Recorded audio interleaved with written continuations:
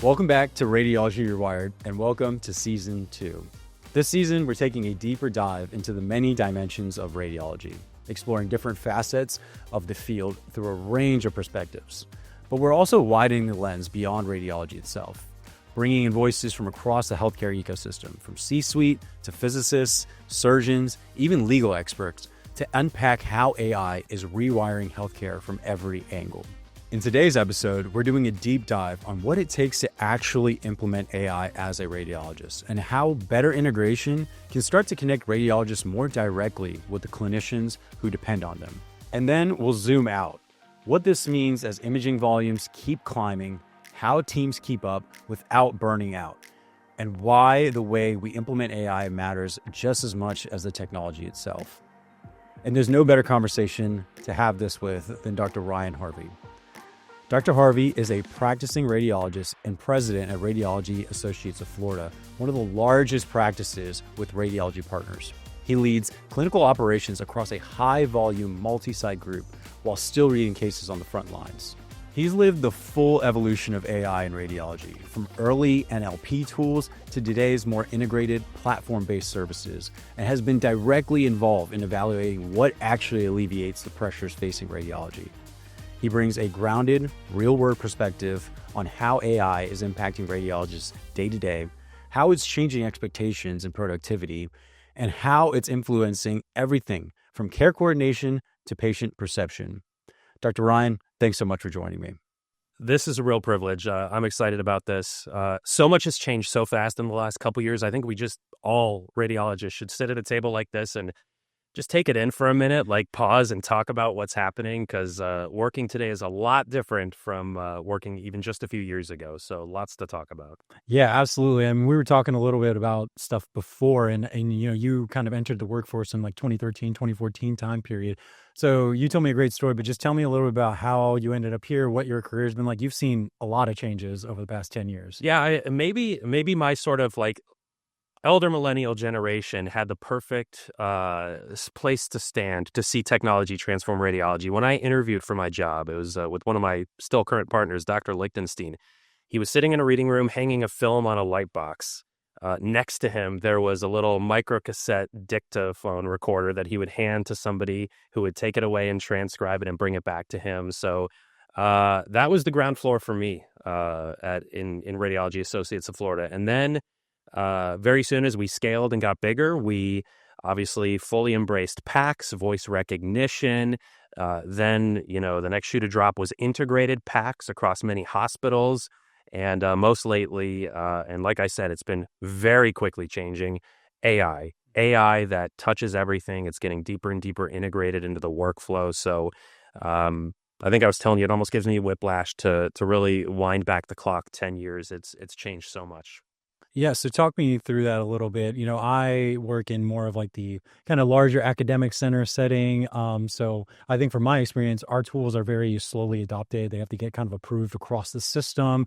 I think that, corporatized like medical groups like Rad Partners or bigger conglomerate groups have the ability to kind of implement this stuff a lot quicker and evaluate a lot faster. So take me through what kind of tools you guys are using.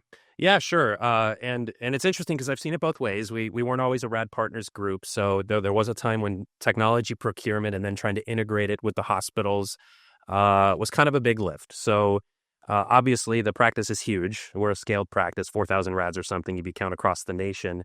That is not bona fides by itself. Like being big doesn't mean being good. One thing that being big has unlocked is innovation and implementation. So when there's a new tool that gets procured by our practice, we have a lot of people coming on site to help us use it, to integrate it with our hospitals. We don't have to solve those problems. Hopefully the person that's helping us with that has done it 1,000 times.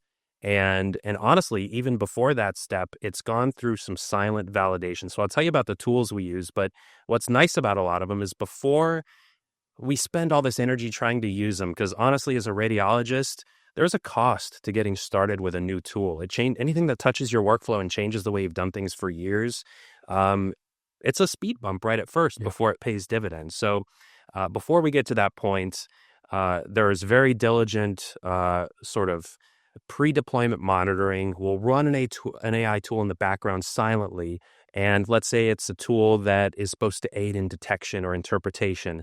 We'll compare its output to the ground truth, the radiologist reports. And only when it gets above that threshold where it's good enough that I don't have to triple and quadruple check it and it's going to speed me up, that's when it gets deployed. So that's where we were probably around 2022, 2023. Fast forward to now, we can go into detail on whatever you want, but we have language tools that touch report generation.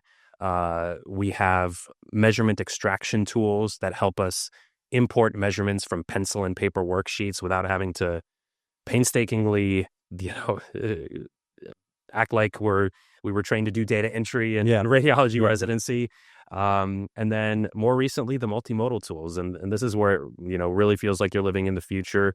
Vision language models that, first are sophisticated enough to find individual diagnoses, and now are sophisticated enough to, and this is an investigational tool, it's pre-clearance, draft reports based on what it sees in entire images. So very exciting to see these models progress. Scale has been an advantage in turning them on. And, not just on the technology side, but, imagine you and your partners having these really powerful tools changing how you work. There's some help we need in actually implementing them, both among the radiologists. There's a lot of change management involved in anything that touches our workflow, but also with our partner hospitals. A radiology tool that lives on one computer is nice, but it's nothing like a radiology tool that integrates with, hospital A, hospital B, outpatient imaging center C. And, that's where having a larger footprint can kind of help in those implementation lifts. Yeah, makes sense. So are you guys all, for the hospitals that you're currently serving, are these tools like pretty much throughout all the hospitals now? Yeah, they are. That's, the tool, the environment that we deploy into is a cloud native environment. So what's nice about that is we don't have to ship a CD to every workstation and go through the Windows install wizard. It's, it gets turned on server side. And once the big integration is done with that hospital, once that hospital is on our radiology platform, adding a tool is just a matter of getting appropriate security clearances, making sure it's going to play safely with all the sensitive data it touches, and then it turns on. But like I said, the shipping and the IT integration, sometimes that's the easy part, the actual practice management angle, and teaching radiologists how to use it, because AI is not set it and forget it. These tools are sophisticated, and they require a sophisticated driver, a driver that knows what they can do, but what the limits of what they can do is. And it's not obvious out of the box. Anybody who's used ChatGPT knows that it's a revolutionary tool that can sometimes get it wrong. So that's an important part of it on the front end too. Yeah, absolutely. So you have all these things kind of getting gradually adopted into practice. What's been the change on the practice side for you guys? Have you guys noticed increased efficiencies, and how are people liking it? Yeah, it's interesting. I think our earliest tool was pre-LLM, so pre-ChatGPT style AI, pre-transformer model. It was a natural language processing tool that would look at our reports in real time and surface for us appropriate recommendations that an up-to-date radiologist would make based on the findings. For example, if we see an incidental thyroid nodule, that ubiquitous finding on a CAT scan, not all those need an ultrasound. It's waste for the patient. It's stress for the patient. Some of them probably deserve an ultrasound. There are evidence-based guidelines that tell us which bucket that thyroid nodule falls into. So this tool would understand that we saw one of these nodules, and it would surface us the right recommendation to make. And with a button, we could put it into our reports. So the first change we noticed was not really radiologist satisfaction. It was not even radiologist efficiency.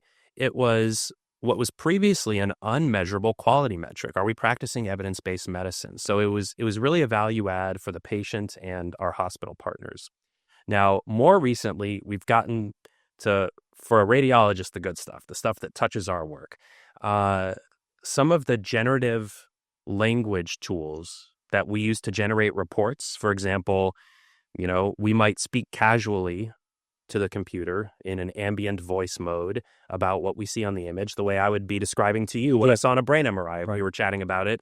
And there's no template there. I'm not navigating fields. I'm not trying to figure out how to fit my thoughts into discrete boxes. Yeah. Just putting the thoughts out there naturally. And then the AI does the work of synthesizing those into a template after the report is done. It's an inversion of the usual model where it's template first, then the ideas, and then a report. It's ideas first. Don't worry about the template so much, then a report.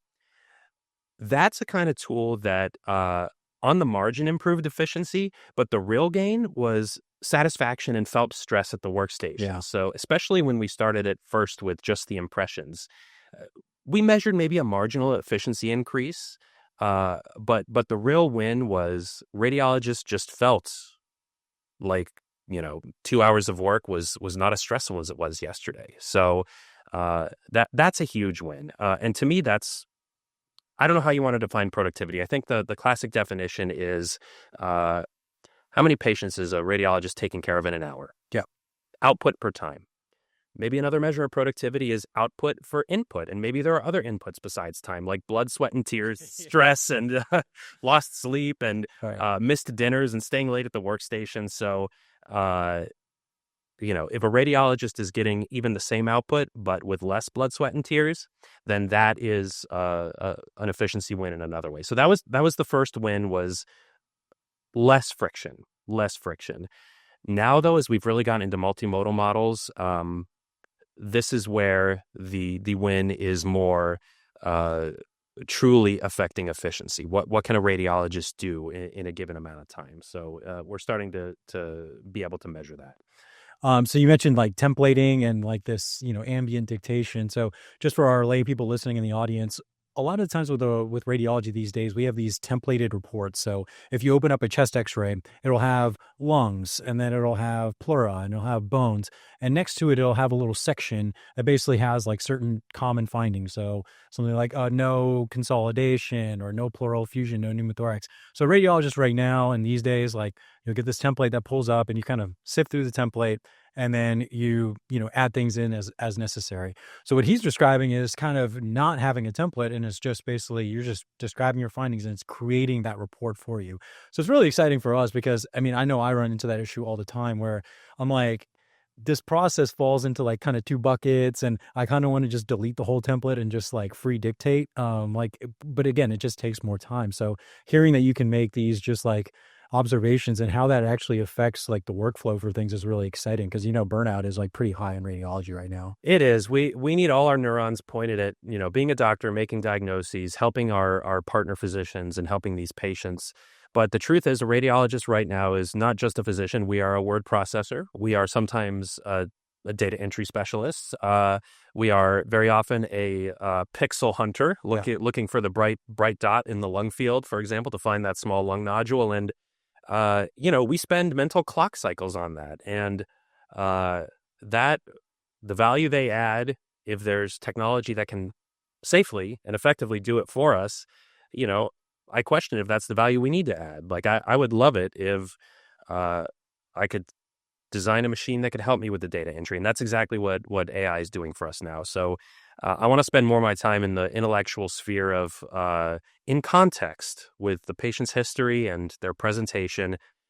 What is this telling me? And what useful can I tell the physician that sent this patient here? And if I could spend 99% of my time on that, then I think the phrase that gets tossed about is we're practicing at the top of our license. Yeah. We're, that's medicine in the imaging lens, really. And a lot of these tools have, I think, helped foster some communication between radiologists and clinicians. I think we've kind of fallen out of favor with some clinicians because a lot of us are remote, or, you're kind of just grinding through studies. And, I think that the value of the radiologist back in the day as more of a clinical investigator providing like insight in person was really valuable back in the day. And I think we've moved away from that. But I'm starting to see this shift, with some of the tools that, there's live consult systems where you can go through imaging with the clinician live and things like that. Have you guys had any tools like that, or have these like improvements in efficiency led to better communication for you? Yeah, we need to lean into that, and yes, we've dabbled in that area for sure. Care coordination, connecting the radiologists to the physicians that are depending on us. I think there's a latent anxiety among radiologists that as the technology becomes more powerful, the human radiologist might regress from the care loop, and I think that's one of the let's call it controversial conversations or crises even in the specialty. What does it mean to be an AI-empowered radiologist? Well, to the extent that AI can bring radiologists more context, meaning the patient history, their labs, their prior imaging reports, more context than we've ever had at our fingertips before, and can connect us more closely than ever before and more quickly than ever before to the physicians that order the exams, we're not regressing from the loop. We are becoming more central in it. So I think embracing AI technologies, especially integrated technologies, models that are state-of-the-art and frontier quality are great, but if they're not integrated and they don't have agency onto autonomy, we're leaving value on the table. If we have AI that lets us deliver care directly to those patients more quickly and communicate with our referring physicians more quickly, then we really have added value and we're more central in care. I mean, stroke and pulmonary embolism are two domains already where time really matters, and we already have some live tools at the workstation that alert me as a radiologist that there are some stat findings on this exam and have likely already sent some pages to the neurovascular team that's going to cure that stroke. So care coordination and integration is probably the biggest lift in my opinion. These models are getting better and better, but maybe it's a tougher problem, or maybe it's lower hanging fruit to integrate the tools we have to be visible and active and have agency across what are historically disconnected systems.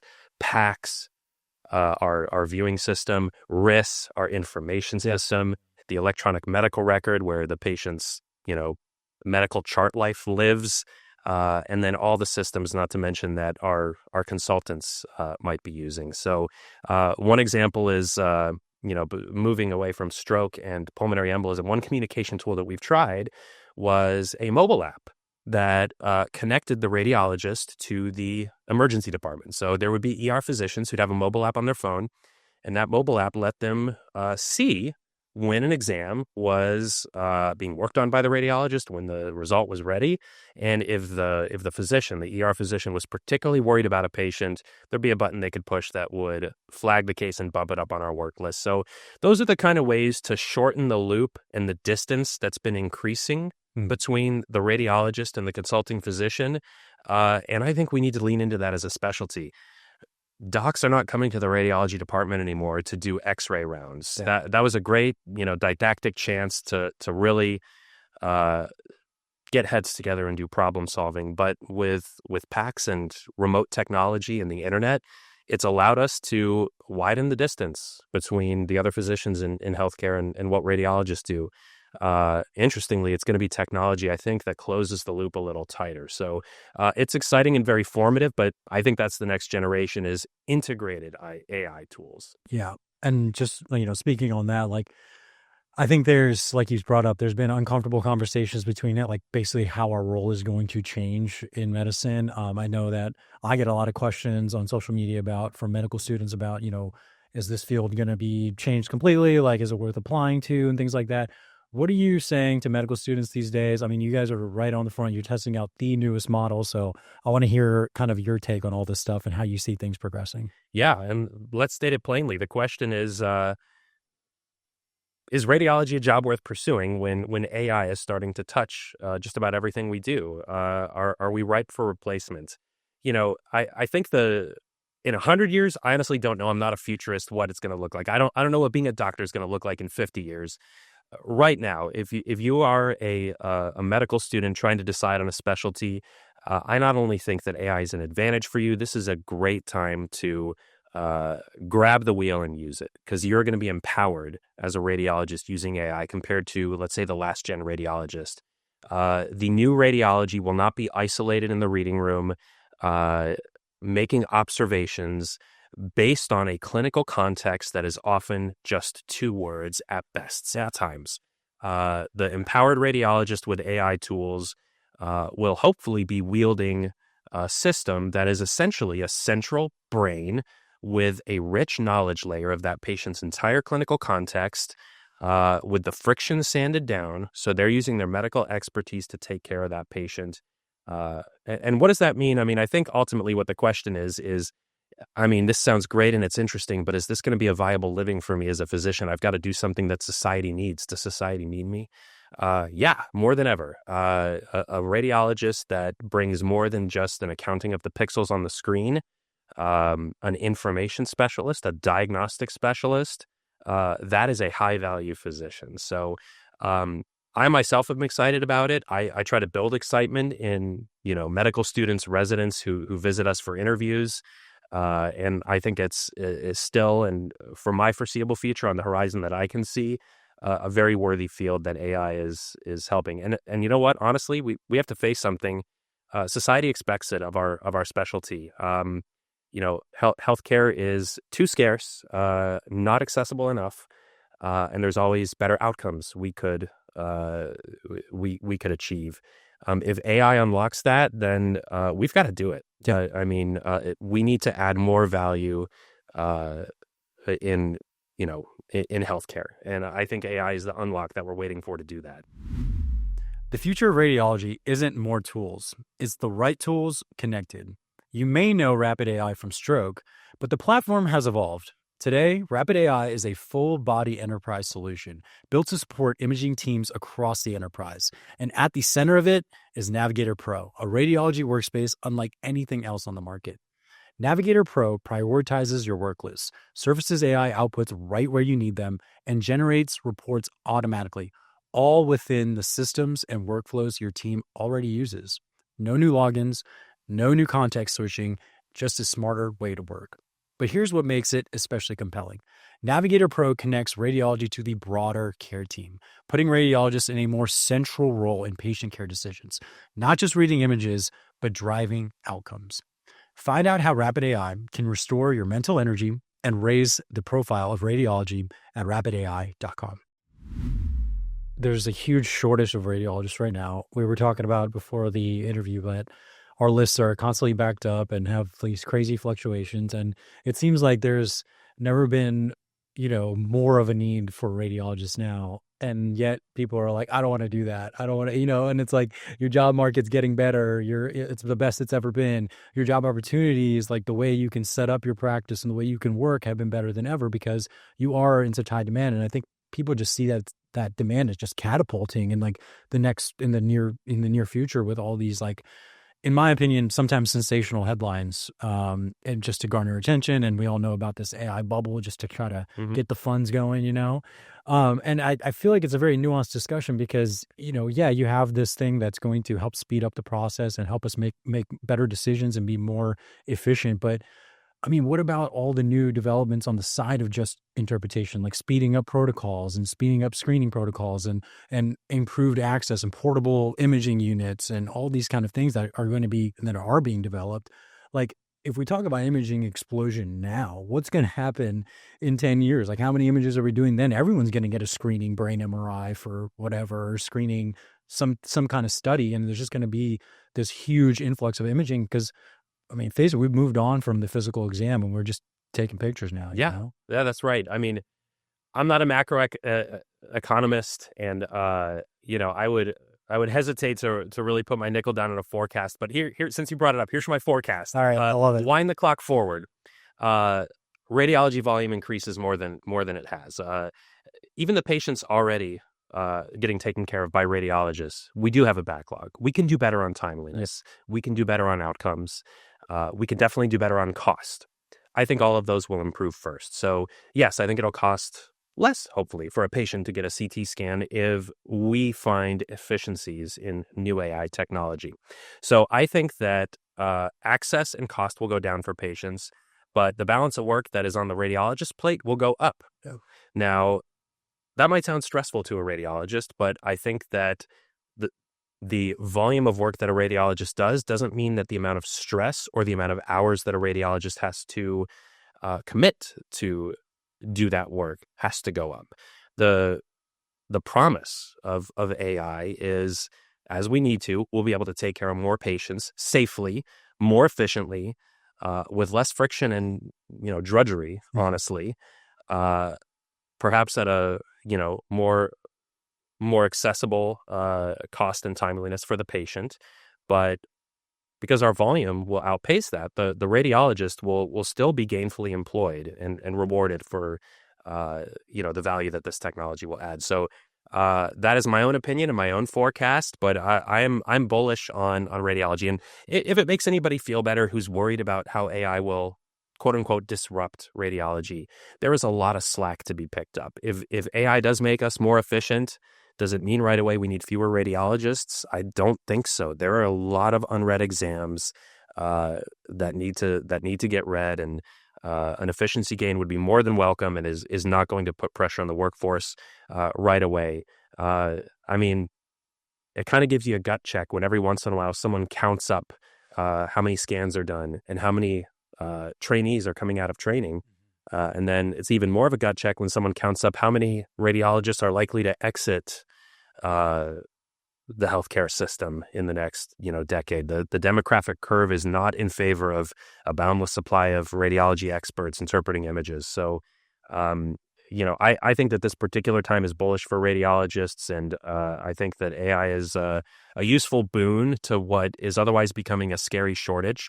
And I don't want to have a work list that's getting longer. I'm leaning in to get that down.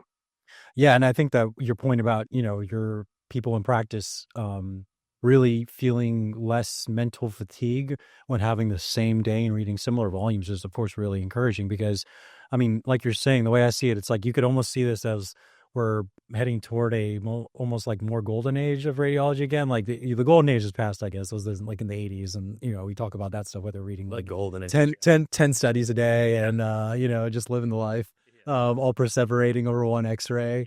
Those were the days. But we're good at X-rays back in the golden age. And fluoroscopy, those guys are wizards in there. I'm not nearly as good as fluoroscopy as the people who taught me. But I think a lot of it, nowadays the workflow is completely different. You're just churning through exams, trying to read as much as possible. Like you're saying, lists are backed up. And so it just compounds on itself. So like, just, for all you guys like who don't have this experience of sitting there in the reading room, love my job and everything, but there are times when the work really does compound in the sense that your ER list is blowing up because you had a bunch of traumas and a few different ERs that you're covering, because it's not just one these days. It's like 8 ERs and a couple urgent cares and 2 outpatient imaging centers that were just opened up in the past year because, again, imaging volume and imaging demand continues to skyrocket. So you have this list that should be your main priority, finishing those stat lists. But then, because you've been spending your whole day reading ER exams, people are getting scanned 24/7 now. So outpatient scans are getting done, really complex follow-ups that are just sitting on your list. And so they start to build up when you're just focused on trying to clean up the emergency stuff.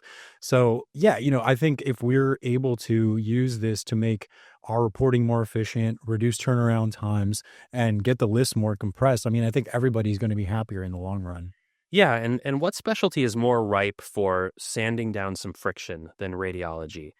Radiology, compare us to internists rounding on the floor, and I really value the work they do. I think it's hard work. It's very intellectually demanding. The radiology loop is every 30 seconds or every 2 minutes, depending on what you're reading, every 10 minutes. You close one exam and the next one is served up for you. We are continually producing, and unless we engineer in for ourselves breaks, it is just by its nature mentally fatiguing. And the 100th CT on the list needs as sharp an eye as the first CT on the list. Every image on every 1,000 image exam could have a life-changing diagnosis on it. So, we owe it to our patients to be maximally attentive, minimally fatigued, and that has challenges with a workflow that is really piecework that repeats every couple minutes. Right.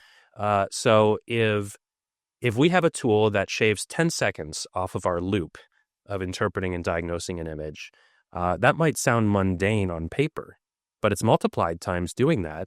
for however many times it takes in an 8-hour shift, for example. Huge dividend. Yeah.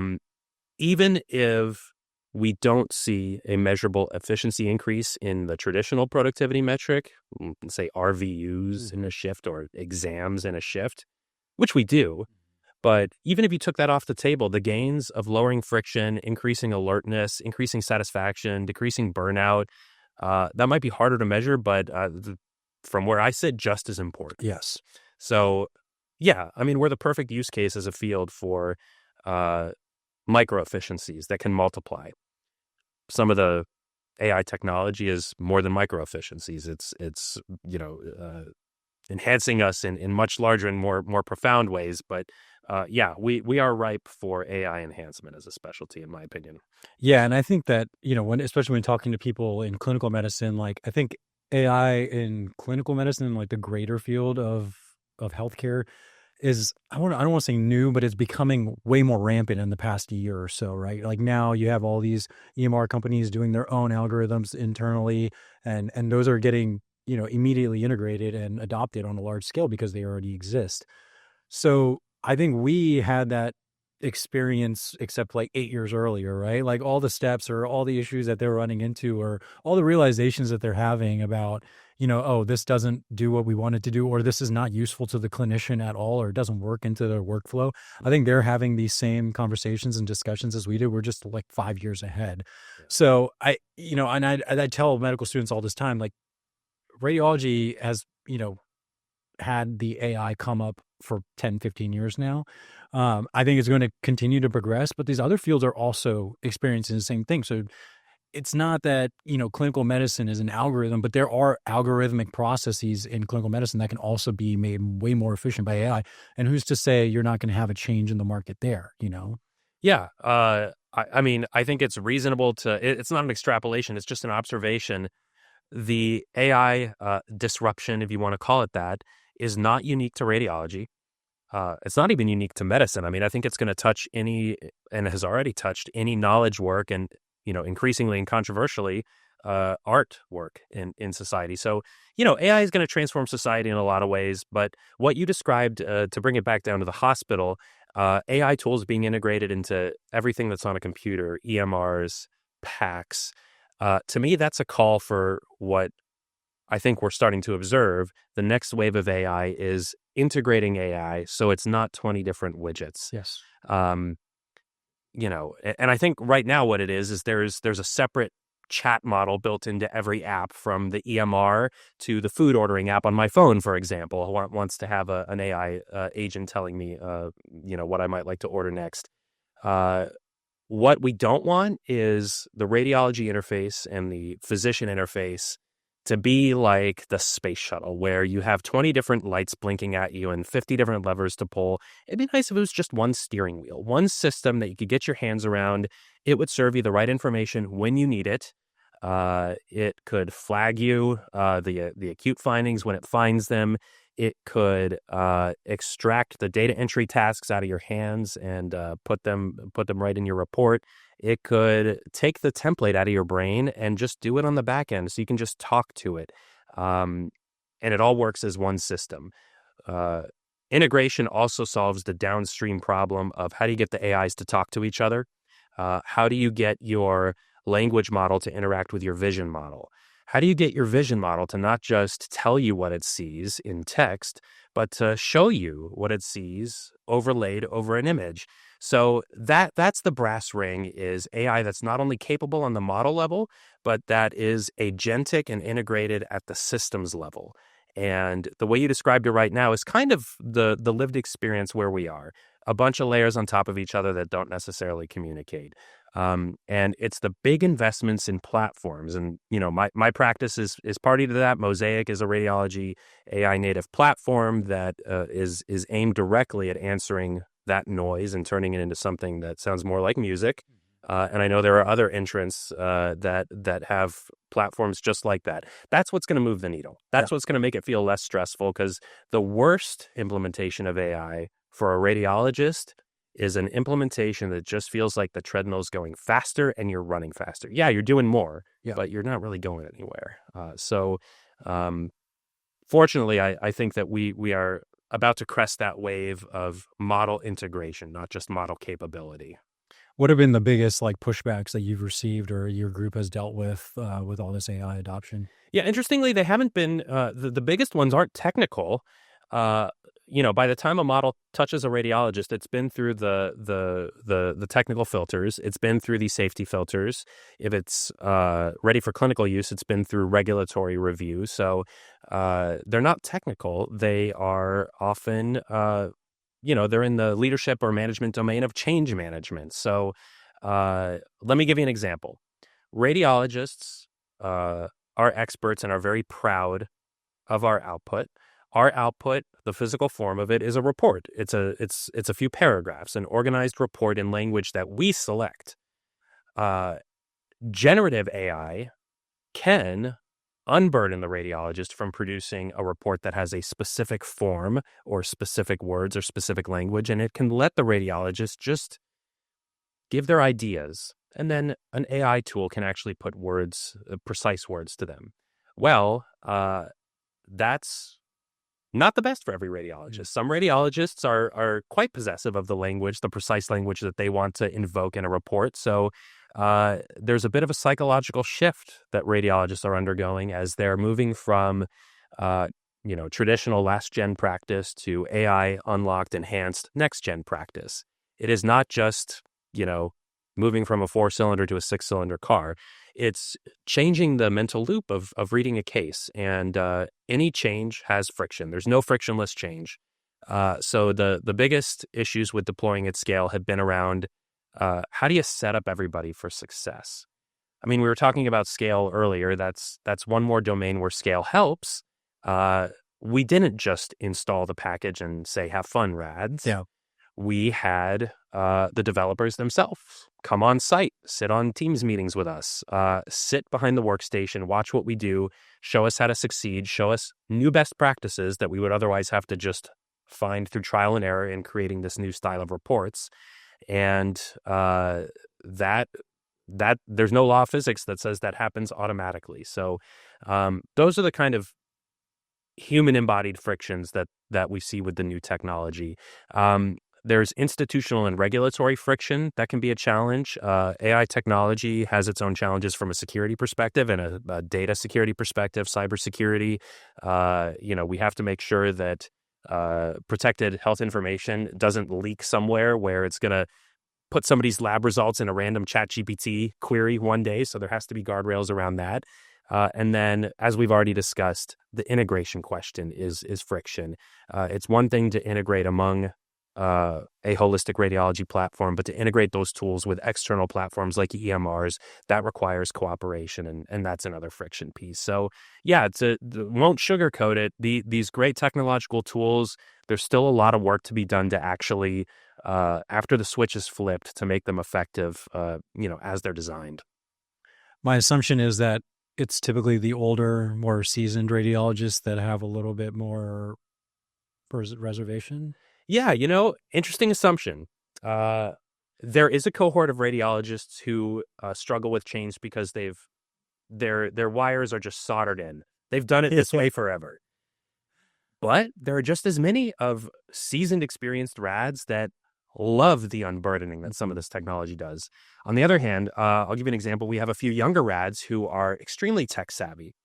They have already tuned some of our legacy tools to work really efficiently. They've, incorporated scripting tools to make our voice recognition software do exactly what they want. And they've created this whole individual, hastily put together system that works for them.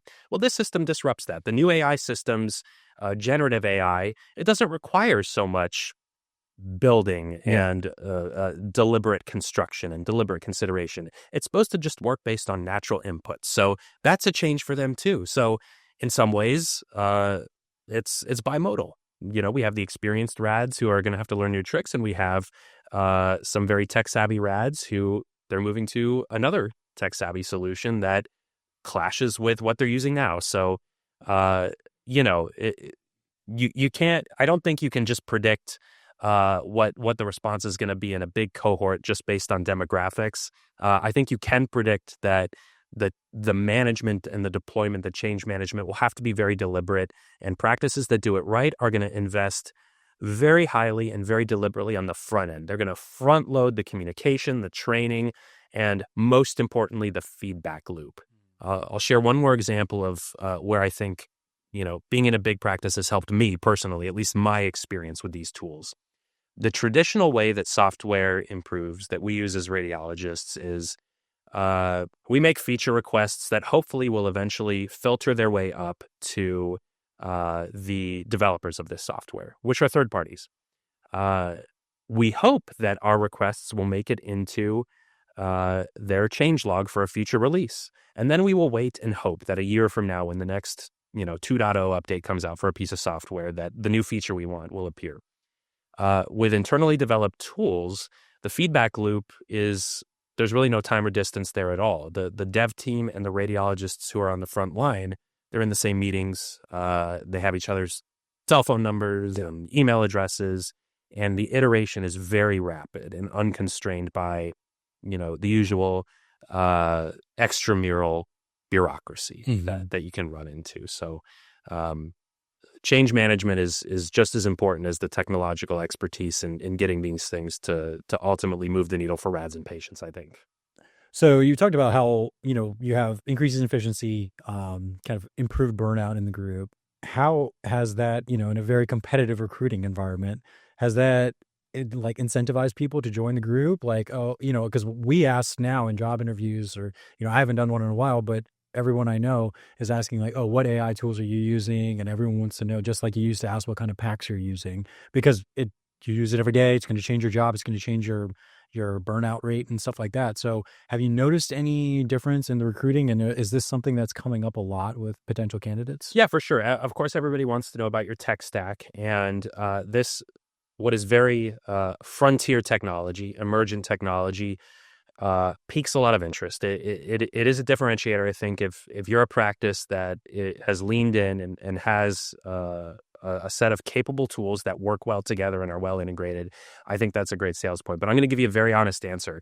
I think right now at this stage, it's icing on the cake, and really the differentiators are still the cake itself. Yeah. And the cake itself for recruits, I think, is where am I going to live?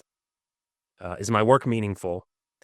How enjoyable is my work? How stressful is it? And given those inputs, is the compensation fair for that equation? Does it balance for me? Now, the AI on top of that can be a tiebreaker. But here, right now in 2026, I think the needle is moving to where AI will kind of become the cake. So the platform-based integrated AI will change how satisfying it is to be a radiologist and work at the workstation. It will change how stressful it is to be at work. It will change the kind of compensation that a radiologist can accrue. And that's where I think it won't just be icing. It'll kind of be table stakes where, new radiologists who will increasingly be exposed to, I hope, AI in training in a judicious way that still builds a strong foundation in radiology for them. I hope they'll have awareness of the AI tools that are out there and an expectation that they'll be close to the state of the art in their ultimate practice. So I think we're not quite there where the AI deployment is a deal breaker yet. Yeah. I think we're pretty close to it, though. Yeah, makes sense. And you touched on trainees, and we talked a little bit about medical student kind of reservations these days, even though, we have this kind of stagnant pipeline of radiologists every year. With all these new AI tools, when you're getting auto-populated reports, flagged findings, are you concerned about the future radiologists' baseline understanding of all this stuff? Because if you have all these assistive tools, how good is your interpretation if you don't have them going to be? And if something goes wrong, what happens then? I think that's always my question is the fallback there. Who's your fallback guy if your outputs are wrong, if no one knows what they're doing? Yeah. If the AI server decides to die Saturday night at 2 a.m. and your resident is covering the ER, what happens then? So there definitely is a wrong way to integrate AI into education. It can be a crutch. And you could train a fleet of radiologists who are AI operators without the fundamental knowledge. I don't think that's going to be meaningfully how residency programs incorporate AI. It's something that my own practice, who staffs the University of South Florida, are on the precipice of really carefully considering now, because our AI deployment is now the frontier of our deployment is now going to start touching our training environments. AI absolutely needs to be part of education. Think of it like a new modality to artificially excise it from the radiology process in the name of training a good fundamental medical skill in radiologists will serve the underlying medical skill of radiology, but it will be a disservice for that rad who will have to use AI tools when they graduate. So it has to be integrated. Like a new modality, AI literacy needs to be not an elective. It needs to be mandatory so that the new radiologist will know what these tools can do, but also know what they can't exactly do. But it cannot be a shortcut for building interpretative skills, building detection skills, and there will have to be mechanisms to preserve those, whether that's gating certain tools at certain levels of the residency so that you don't have Gen AI vision tools, for example, right, as a first year rad one. And this deserves much longer than a pithy answer. It has to be very carefully considered, and it could be done wrong, but I have faith that the academic institutions are going to take it very seriously and also give it the diligence that it requires and the attention it requires. We can't shut our eyes to it. It's a great question, though. Yeah, I mean, I think about it as just kind of setting up, the way we used to learn in radiology residency is like you dictate the exam, the attending is in the background, and then they basically go over the exam with you, or at least they change your report, and then you're able to look at that to see what the ground truth is, what they thought. So then the concern becomes like if you already have your answers at the back of the page, like what's the resident really doing? They can just scroll 2 more slices and be like, oh, it's negative. Like, so we really need to be able to have them work just on the raw values alone and then use AI to almost verify their outputs or something like that is what I was thinking to maintain that sense of training. Exactly. Those are exactly the kind of things we'll have to consider. But I also think we could acknowledge that what they're going to learn in practice is going to change. If I had to guess, for example, I think that developing very rigid search patterns to detect the pixels that are out of place in an X-ray, I think that maybe that will occupy a smaller mind share in education for AI-powered radiologists. But they'll also have to learn something that you and I did not have to learn, and that's if you have more clinical context than just a one-liner patient history, can you give a better differential diagnosis and recommendation? If you have at your fingertips lab results, consult notes, which you will in platform-based AI, which you do now in platform-based AI, there's probably a call for you to use a higher order of, intellectual processing and diagnosis to render a more meaningful diagnosis. So maybe search gets less important and integration and analysis becomes more important. It's a skill we used, but we were constrained by the silos that the information lives in. If AI can only do one thing, I hope it's information integration. That's a great low-hanging fruit that residents will benefit from. So what I'm hearing is almost that we're going to be doing our own clinical correlation finally. Yeah, no cop-outs anymore. Yeah. Correlate clinically. Yeah. All your intern Look in the mirror and start like, look, you have all the information. Yeah, no, that sounds really exciting. And I think like we were talking about earlier, then it does like, it's just this weird balance, right? You have like this side almost deflating radiologists and you have these articles and this new CEO talking about stuff. And then you have other sides of it where you're like, oh, well, we have this new tool that lets me communicate with clinicians more often. And now I can, say what I really think over like the video and be like, I think it's way less likely this. And then you think about, yeah, like you're saying, bringing in really pertinent information from the EMR, incorporating that to your impression. So maybe the resident, like for all you guys listening who go into radiology residency, you're less concerned about like the Fleischner criteria, like the Fleischner guidelines and the glossary and how to, what qualifies as tree and bod nodulae. That's all going to be done for you. And yes, you have to recognize that stuff, but you're not sitting there dictating those findings yourself.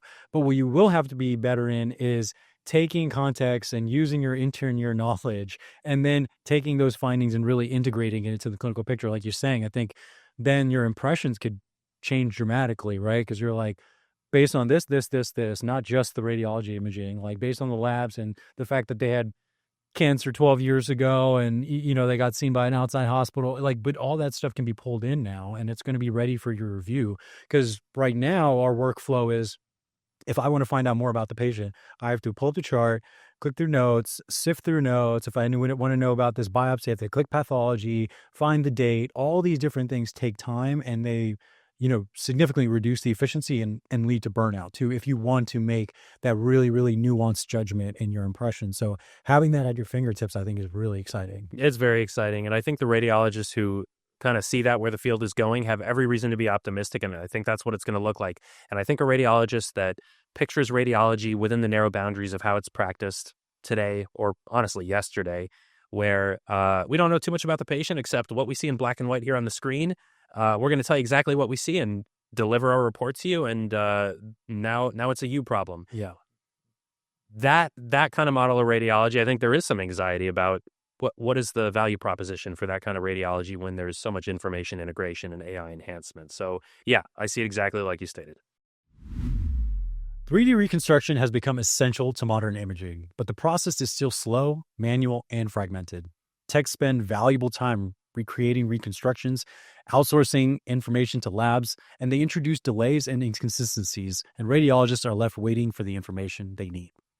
There's a much better way to do things. Lumina 3D from Rapid AI fully automates high-quality reconstruction of the head and neck, eliminating the manual burden on your team and the unpredictability of outside labs. Consistent outputs are proven to reduce reconstruction time by more than 24 minutes and enhance radiologists' diagnostic accuracy.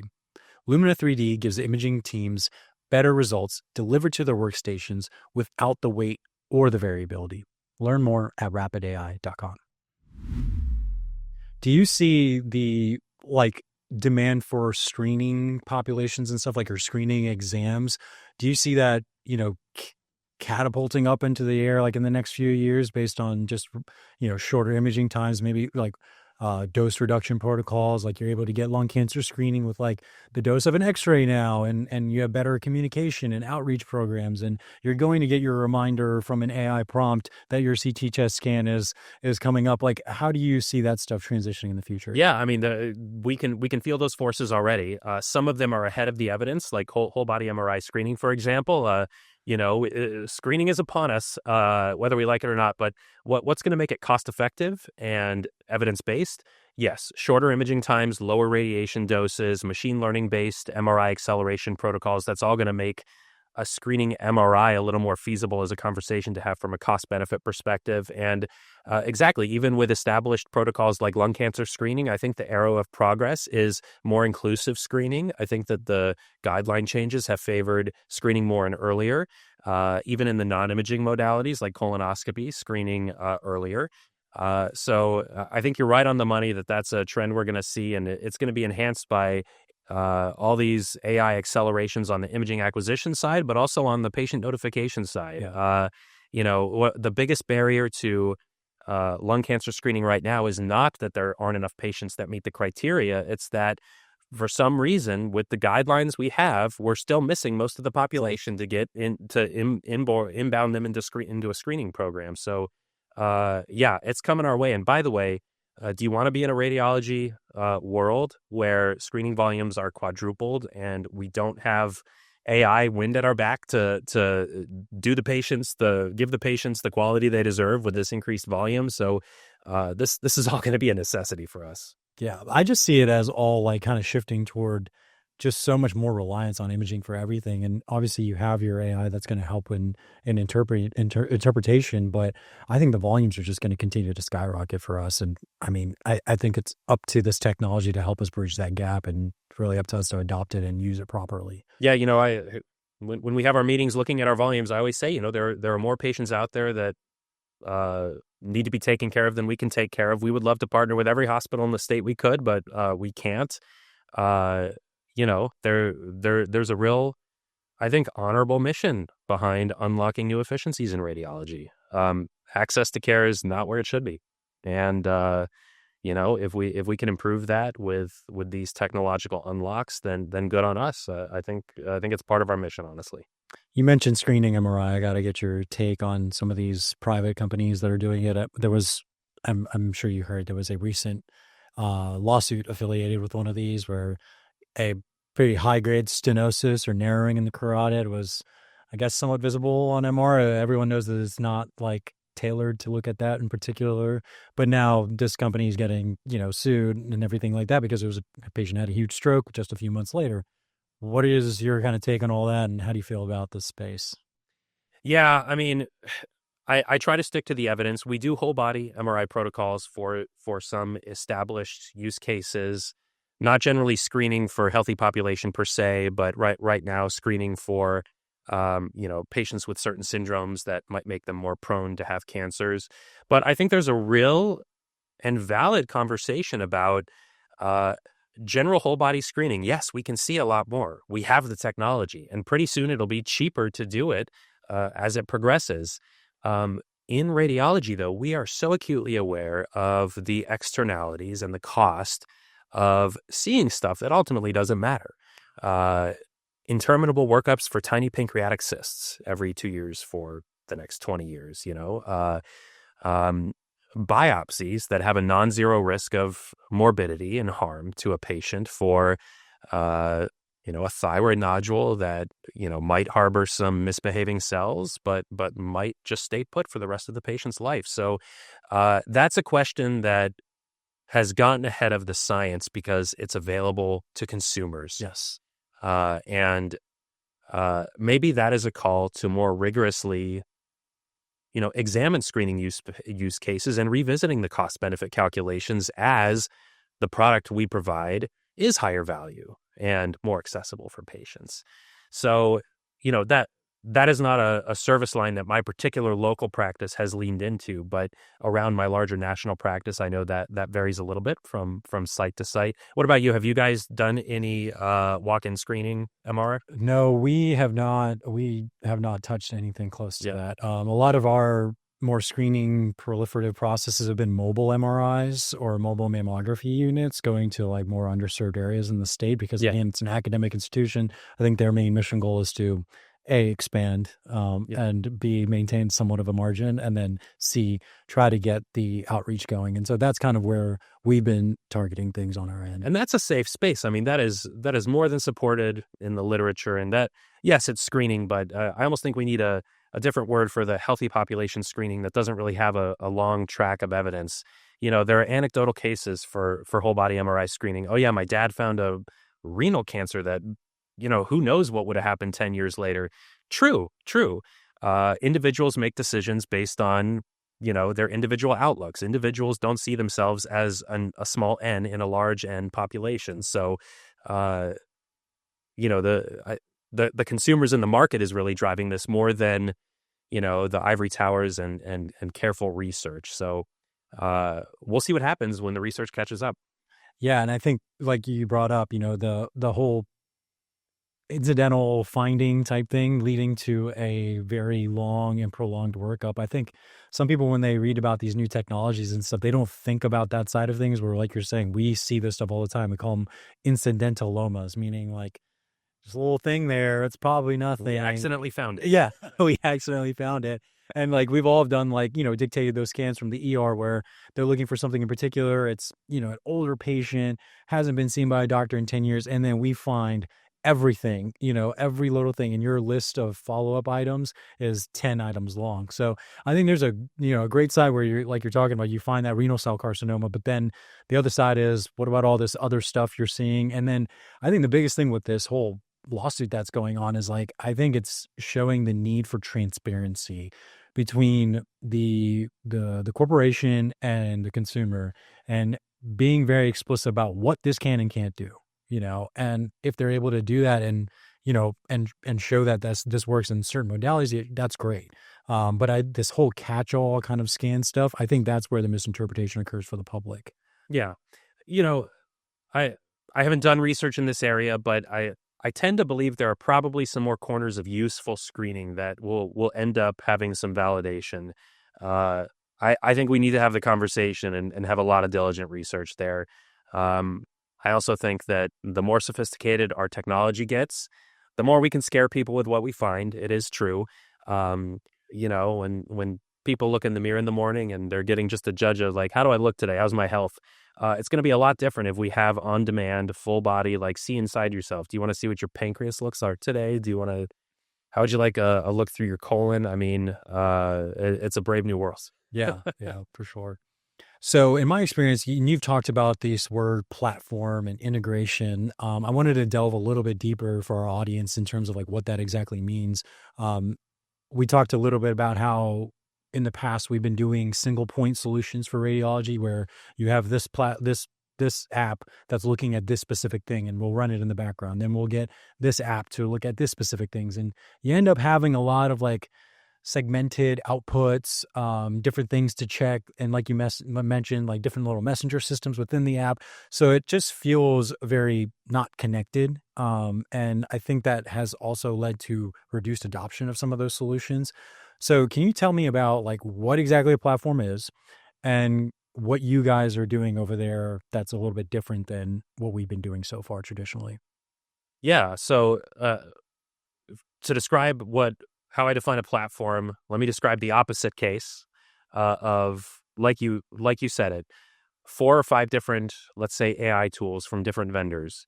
They each flag a finding or give an output, and they just kind of dump it in the radiologist's face or screen. And then it's up to the radiologist to integrate all that and to figure out what to do with it. A platform is ideally single sign-on. So ideally, when I sign on to my workstation, all of my tools I've signed into. The tools aren't operating in a silo. So a vision-empowered tool directly gives input to a language-powered tool and changes what appears in my report, rather than a vision-powered tool just showing me a flag and then waiting for me to make the appropriate changes in my report. Let's go one dimension more sophisticated. Language and vision tools that talk to each other but can orchestrate my workflow. It sees a finding, it drafts it in my report, and before I've even opened it, it elevates the case on my work list because it's an acute finding that needs my attention right away. So orchestration level of agency, not possible if all these tools are separate, siloed products with separate, siloed outputs. One tool that does multiple things, one platform of many integrated tools that do multiple things, but work in unison. Let's expand it even further beyond radiology. A platform can cross the specialty boundaries to where its value doesn't just accrue within the walls of the reading room. It alerts the clinical physicians of the finding immediately through their tools, which are part of this platform that institutions might invest in. So a platform really harmonizes what is otherwise a bunch of nifty tools that just require someone else to put the puzzle pieces together. Right. So it's unified, it's integrated, and honestly, it's worth considering as a whole separate axis of AI sophistication along with model capability. The intuitive axis, where we look at AI capability, is how good is the model? How accurate is it in finding the head bleed? Can it play with words, or can it also interpret images? Is it multimodal? But the second axis to review a tool or a suite of tools or a platform is how integrated they are in the system. Are they just giving flags? Are they feeding into your report and your viewer tool? Are they communicating, providing some care coordination with pulmonologists and neurosurgeons and the ER physicians? And is there enough agency in the AI platform to put all those pieces together, taking what should otherwise be a rote integrative process out of the hands of the radiologist, so the radiologist can stick to practicing medicine and not, coordinating all the pieces. Radiologists should be integrators, not coordinators. The coordination should happen within the platform. So that's a long answer to say it's not a bunch of bolted on add-ons to a piece of legacy software. It's software purpose-built to do all this stuff from the ground up. No, that's a great explanation. You can tell why that really moves the needle for radiologists, because, you don't want to be like the mental tasks that it takes to take this output, populate it, integrate all that stuff. It adds a lot of friction, like you're saying, and having that stuff all integrated and kind of synthesized for you, I think, is a huge reduction in friction for your outputs. So we've talked a little bit about all these different programs that people are using and the new vendors and stuff like that. How do you guys go about ensuring that you can trust the outputs from any given vendor? And what are the relationships like with the vendors? Yeah, trust is the key. If a generative tool is going to make a radiologist more efficient and decrease their headache, not increase it, they have to trust it. If they have to triple check everything, every piece of output that a tool is giving you, it's basically giving the radiologist two exams to interpret in one, the actual image and then the AI output. And trust is a challenge with, transformer-based generative AI, because those are not algorithms. Those are very sophisticated neural networks that produce output that might be deterministic, but it is not predictable. So if an AI, for example, thinks that a patient has heart failure based on a chest X-ray, it might not be able to point an arrow at exactly why it thinks there's heart failure on a chest X-ray. It might be very accurate at making that call, but if you want to ask it, why do you think that? Explainability of AI is not necessarily automatic. So there has to be a lot of effort into transparency in AI so that AI can explain why it thinks what it does. It's also true that an AI tool that has gone through FDA review and hopefully has some studies and some pre-market data on its performance characteristics, that's not enough for the lifetime of that AI tool. AI tools over time, let's fast forward a year, they're going to drift because they were trained on a certain set of images. And a year from now, maybe imaging technology has improved a little bit and images start to look a little different. Is that AI model going to perform precisely the same on, a data set that's not perfectly generalizable from its training set?